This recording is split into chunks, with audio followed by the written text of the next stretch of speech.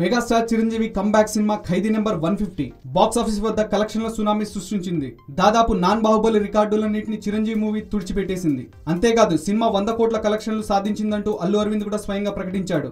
అయితే చిత్ర నిర్మాత రామ్ చరణ్ మాత్రం అన్ని కలెక్షన్లేమీ రాలేదంటున్నాడు. ఖైదీ నెంబర్ 150 సినిమా ఫుల్ రన్ లో కేవలం 75 కోట్ల కలెక్షన్లు సాధించినట్టు ఆదాయ పన్ను శాఖ అధికారులకు అందించిన రిటర్న్స్ లో చెర్రీ పేర్కొన్నాడట. చిరంజీవి రెమ్యునరేషన్ 20 కోట్లు, డైరెక్టర్ వినాయక్ పారితోషికం 10 కోట్లు, సినిమాకు 60 కోట్లు ఖర్చు పెట్టామని 15 కోట్లను లాభాలుగా ఆర్జించామని ఐటీ అధికారులకు చెర్రీ వెల్లడించాడని టాక్. వాస్తవానికి సినిమా రిలీజ్ అయిన వారం రోజుల్లోనే 100 కోట్ల కలెక్షన్లు సాధించినట్టు అల్లు అరవింద్, వివి వినాయకులు ప్రకటించిన సంగతి తెలిసిందే. మొత్తంగా ఫుల్ రన్ లో 105 కోట్లను సాధించినట్టు వెల్లడించారు. చిరు పారితోషికాన్ని కూడా ఖర్చులో లెక్కేసిన ఎటుబడి 35 కోట్లు లాభం చేకూరినట్టేనని ఫిల్మ్ నగర్ వర్గాలు చర్చించుకుంటున్నాయి. మరి వాస్తవాలేంటో చెర్రీకే తెలియాలి.